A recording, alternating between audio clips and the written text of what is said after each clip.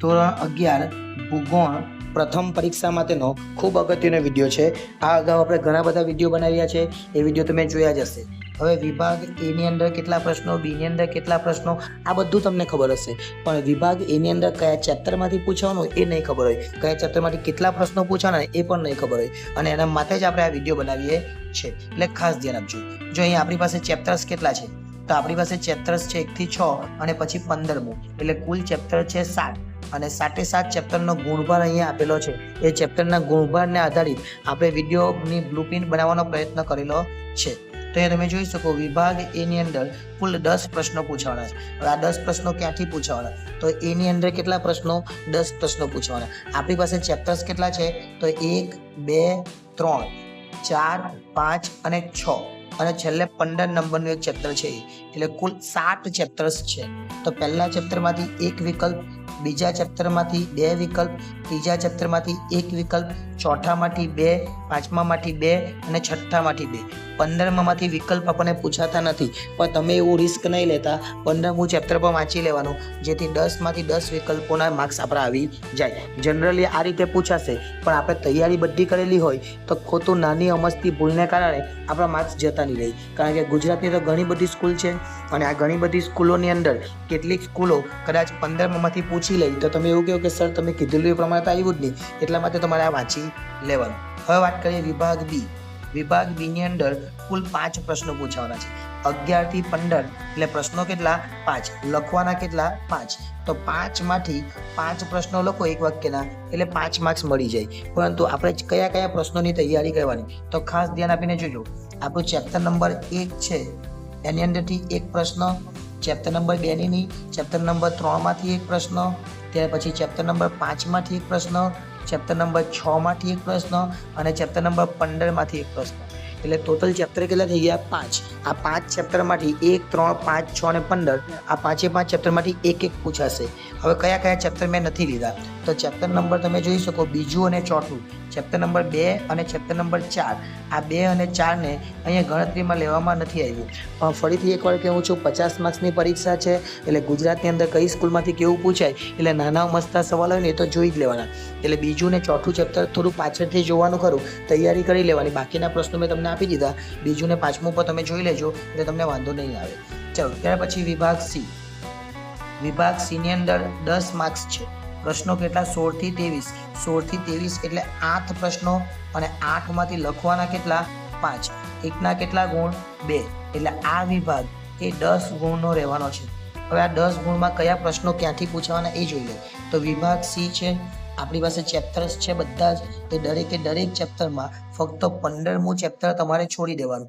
આ 15મા ચેપ્ટરમાંથી નહીં પૂછાય, 15મા ચેપ્ટરમાંથી પૂછાવાનું નથી। પણ સી ની અંદર ફરીથી એકવાર કહું, આપણી પાસે ચેપ્ટર છે 1 2 3 4 5 અને 6 અને પછી 15। આ જે ચેપ્ટર્સ છે, આ બધા ચેપ્ટર્સમાંથી આપણને કેટલા પ્રશ્નો પૂછાય એ જોઈ લે। તો પહેલા ચેપ્ટરમાંથી એક પ્રશ્ન, બીજામાંથી એક, ત્રીજામાંથી એક, ચોથામાંથી એક, પાંચમામાંથી એક ને છઠ્ઠામાંથી એક, બરાબર। હવે ખાસ ધ્યાન આપજો, બીજામાં +1 એટલે બીજામાંથી 2 અને ચોથામાં +1 એટલે ચોથામાંથી 2, બાકીના બધામાંથી એક એક થઈ ગયા, એટલે 8 પ્રશ્નો થઈ ગયા। પણ મારી તો તમને એક સારી સલાહ એ જ હશે કે જે કંઈ બી હોય બધું જ વાંચી લેવાનું, જો તમે વધારે માર્ક્સ મેળવવા માંગતા હોય તો। બાકી 15મું ચેપ્ટર તમે ન વાંચો ને તો પણ તમને કોઈ મુશ્કેલી થવાની નથી। ચલો, ત્યાર પછી ડી ની અંદર તમે જુઓ, ડી ની અંદર કેટલા પ્રશ્નો, તો 24 થી 31 એટલે એમાં પણ 8માંથી કેટલા પ્રશ્નો પૂછવાના, 5। દરેક પ્રશ્નના 3 ગુણ એટલે 15 ગુણ। પણ એક વસ્તુ તમે જોઈ શકો, કેસ સ્ટડી આધારિત પ્રશ્નો। હવે આ કેસ સ્ટડી આધારિત પ્રશ્ન એટલે કેવો એ હું તમને બતાવું, અને ઈમાં પણ એવું જ છે, ઈમાં પણ એક પ્રશ્ન કેસ સ્ટડી આધારિત, એટલે ડી અને ઈ આ બંનેમાં એક પ્રશ્ન કેસ સ્ટડી આધારિત પ્રશ્ન પૂછાશે। ક્યાં પૂછાશે, તો ડી અને ઈમાં। હવે એ વાત કરીએ પહેલા ડી ની અંદર જોઈ લે કે ડી ની અંદર કેટલા પ્રશ્નો પૂછા, તો ડી ની અંદર 8માંથી તમારે 5 લખવાના રહેશે। ફરીથી એ જ વસ્તુ કહું છું, આપણી પાસે ચેપ્ટર્સ કેટલા છે, 7। તો 7 ચેપ્ટર છે, દરેક ચેપ્ટરમાંથી એક એક પ્રશ્ન પૂછાશે। દરેક ચેપ્ટર એટલે કયા, પહેલું, બીજું, ત્રીજું, ચોથું, પાંચમું, છઠ્ઠું અને 15મું ચેપ્ટર, આ બધામાંથી એક પ્રશ્ન। પણ જે ચોથું ચેપ્ટર છે ને, એ ચોથામાંથી બીજો એક વધારાને પૂછાય, એટલે ચોથામાંથી 2 પ્રશ્ન પૂછાશે। બધામાંથી એક એક અને ચોથામાંથી 2 એટલે કેટલા પ્રશ્નો થઈ ગયા? એટલે આપણે ટોટલ પ્રશ્ન થઈ ગયા 8 અને 8માંથી લખવાના કેટલા? 5 એટલે એના 15 ગુણ આવી જાય. હવે ઈ બાકી રહ્યો છેલ્લો. ઈ કેટલા માર્ક્સનો છે? તો ઈ 10 માર્ક્સનો છે. હવે કેસ સ્ટડી આધારિત પ્રશ્નો બી જોઈ લેજો. કેટલીક વાર આવા આકૃતિવાળા પ્રશ્નો પહેલા નહીં જોયેલા હશે, હવે આવશે એટલે જોજો. હવે જો આ પ્રશ્ન બી એવો છે, આને બી કેસ સ્ટડી આધારિત જ પ્રશ્નો કહેવાય. હવે જો નીચે આ પ્રશ્ન ડી ની અંદર તમને એક પ્રશ્ન પૂછેલો કેસ સ્ટડી આધારિત પ્રશ્ન નીચે અહીં આપેલો છે. આ નીચેનો ફકરો વાંચીને આપેલા પ્રશ્નોના જવાબો આપો. હવે આ પ્રશ્નોના જવાબો આપવાના. આ પ્રશ્ન કેવો કહેવાય? કેસ સ્ટડી આધારિત પ્રશ્ન કહેવાય. આ પ્રશ્નની તૈયારી કેવી રીતના કરવાની? તો નવની ટેક્સ્ટ બુકમાં નહીં આપે, તમારા વર્ગ શિક્ષકને પૂછવાનું, તમારા ક્લાસ ટીચરને પૂછવાનું કે આની તૈયારી અમે કેવી રીતના કરીએ, એટલે એ લોકો તમને સમજાવશે. ચલો ઈની અંદર એક પ્રશ્ન હવે બીજો છે અહીંયા કેસ સ્ટડી આધારિત. જો આખું વાદળ ને બધું આપેલું છે. આ પ્રશ્ન પણ કેવો કહેવાય? કેસ સ્ટડી આધારિત પ્રશ્ન કહેવાય. આ પ્રશ્નની તૈયારી કેવી રીતના કરવાની? આ પ્રશ્નની તૈયારી તમારે તમારા ક્લાસ ટીચરને પૂછીને કરવાની. આટલા પ્રશ્નોના જવાબો તમારે આપવાના છે. કેટલાક વિદ્યાર્થીઓ દ્રષ્ટિહીન હોય, એમના માટે નીચેનો પ્રશ્ન એક વિકલ્પ તરીકે આપેલો છે. એટલે 51 નંબરનો પ્રશ્ન એ કેસ સ્ટડી આધારિત પ્રશ્ન કહેવાય. હવે ડીની અંદર મેં વાત કરીએ પ્રમાણે ડીની અંદર તો મેં પ્રશ્નો કહી દીધા, કયા પ્રશ્નો તૈયાર કરવાના. હવે ઈના પ્રશ્નો વાત કરીએ. ઈ પ્રશ્નોમાં ઈના અંદર કયા પ્રશ્નો જોવાના છે? તો ઈની અંદર તમને 3 પ્રશ્નોમાંથી 2 લખવાના રહેશે. કેટલા પૂછાશે? 3. લખવાના કેટલા? 2.